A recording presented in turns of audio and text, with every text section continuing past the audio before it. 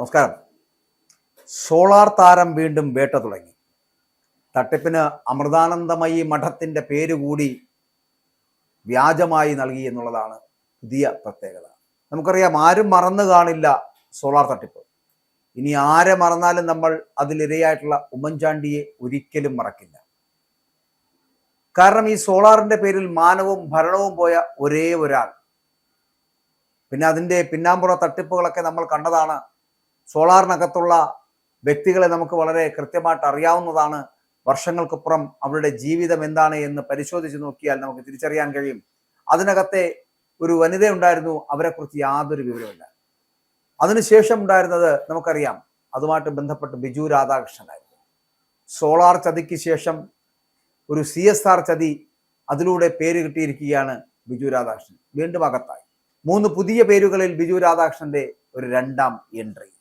കോടികൾ വാഗ്ദാനം നൽകി സന്നദ്ധ സംഘടനകളെ കുരുക്കാൻ വേണ്ടിയുള്ള മെറിഡിയൻ പദ്ധതി, ഞാൻ ആദ്യം സൂചിപ്പിച്ചതുപോലെ വ്യാജമായിട്ട് ഉപയോഗിക്കുന്നു. അമൃതാനന്ദമയി മഠത്തിന്റെ പേരടക്കം വ്യാജമായിട്ട് ഉപയോഗിച്ച് തട്ടിപ്പ് നടത്തുന്ന തട്ടിപ്പുകാരൻ ബിജു രാധാകൃഷ്ണൻ. ആഡംബര ക്രാറും ക്രൈസ്തവ ചിഹ്നങ്ങളും തട്ടിപ്പിന് മറയാക്കി മാറ്റുന്നു എന്നുള്ളതാണ്. ജയിൽ മോചിതനായ ശേഷമുള്ള പ്രതികളുടെ പുതിയ വേട്ട രീതിയാണ്. സംസ്ഥാനത്ത് നമുക്കറിയാം, പുതിയ തട്ടിപ്പുകളുമായിട്ടൊക്കെ സോളാർ തട്ടിപ്പ് കേസിലെ മുഖ്യപ്രതി ബിജു രാധാകൃഷ്ണൻ രംഗത്തെത്തുമ്പോൾ കഴിഞ്ഞ 2016 കാലഘട്ടങ്ങളിൽ അവർ അന്ന് ഇവിടെ നടമാടിയിരുന്ന സോളാർ കേസ് ചിന്തയിലൂടെ കടന്നു പോകുന്നതാണ്. ഇതൊരു പുതിയ തട്ടിപ്പിന്റെ മാതൃകയാണ്, പുതിയ ഒരു സംവിധാനം, CSR മാതൃകയിലുള്ള ഒരു തട്ടിപ്പ്. പല പേരുകളിലാണ് ഇദ്ദേഹത്തിന്റെ ജീവിത ശൈലിയും ജീവിതവും. ഒന്ന് ബിജു ജോർജ്, ബിജു വർഗീസ്, ബിജു പൗലോസ് എന്നിങ്ങനെയാണ് പുതിയ പേരുകളിൽ വലിയ തട്ടിപ്പുകൾ നടത്തി നിരവധി പേരെ ഇയാൾ വഞ്ചിച്ചതായുള്ള റിപ്പോർട്ടുകൾ പുറത്തു വരുന്നതും ഈ വാർത്ത കഴിഞ്ഞ ദിവസം ന്യൂസ് 18 പോലുള്ള ചാനൽ പുറത്തുവിട്ടത്. മുൻ കോൺഗ്രസ് സർക്കാരിന്റെ നിലനിൽപ്പിനെ തന്നെ ചോദ്യം ചെയ്ത സോളാർ തട്ടിപ്പ് കേസിൽ പ്രധാന പ്രതിയായിരുന്നു ബിജു രാധാകൃഷ്ണൻ.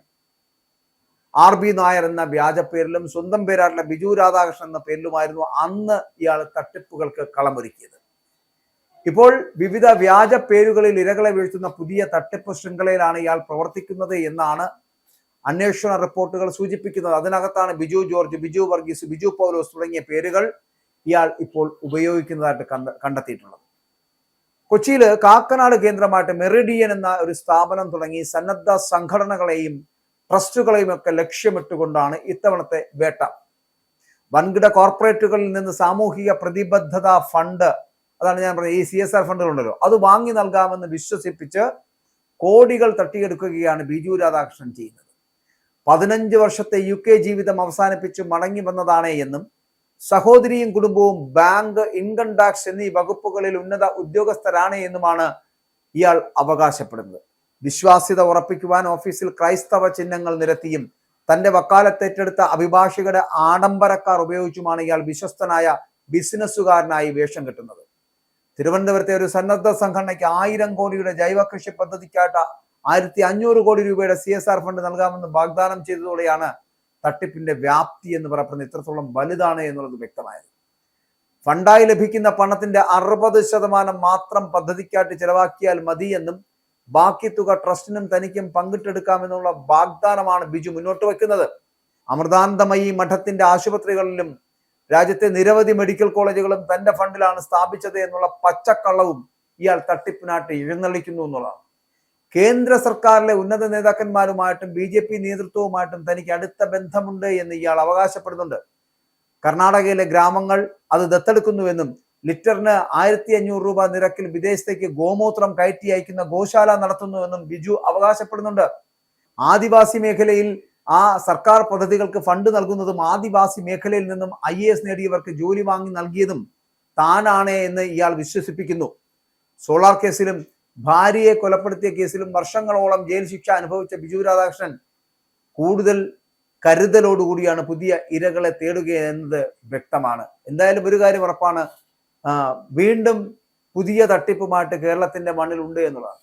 നമ്മുടെ മലയാളികൾ മനസ്സിലാക്കാത്ത അല്ലെങ്കിൽ പഠിക്കാത്ത ഒരു വിഷയമാണ് ഇത്തരത്തിലുള്ള തട്ടിപ്പുകൾ എന്ന് പറയപ്പെടുന്നത്. ബിജു രാധാകൃഷ്ണൻ ഒരു തവണയല്ല, പല തവണ കേരളത്തെ പറ്റിച്ചിട്ടുണ്ട്. സോളാർ വിഷയവുമായി ബന്ധപ്പെട്ട് വരുന്ന വിഷയങ്ങളിലാണെങ്കിലും ഇതേപോലെ തന്നെ അന്ന് സരിതയും ബിജു രാധാകൃഷ്ണനും ഒക്കെ ചേർന്ന് ഇവിടെ വലിയ വേട്ട, തട്ടിപ്പിന്റെ വേട്ട നടത്തിയിരുന്നു.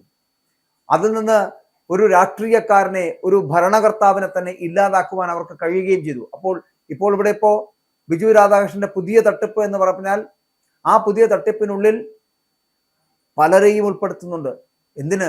അമൃതാനന്ദമയി മഠത്തിന്റെ വ്യാജമായിട്ടുള്ള സംവിധാനങ്ങൾ വരെ അവർ ഉപയോഗിക്കുന്നുണ്ട് എന്നതാണ്. ഇങ്ങനെ ഒരു തരത്തിൽ അല്ലെങ്കിൽ മറ്റൊരു തരത്തിൽ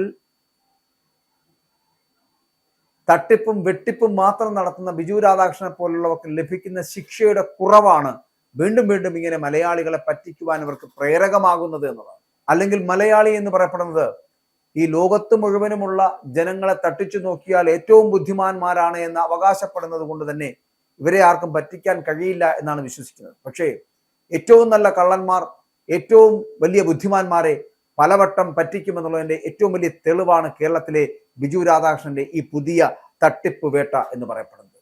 സൂക്ഷിക്കുക, ബിജു രാധാകൃഷ്ണൻ വീണ്ടും ഇറങ്ങിയിട്ടുണ്ട്. ഏത് തരത്തിലുമുള്ള തട്ടിപ്പുകൾ ഇനിയും നടക്കും.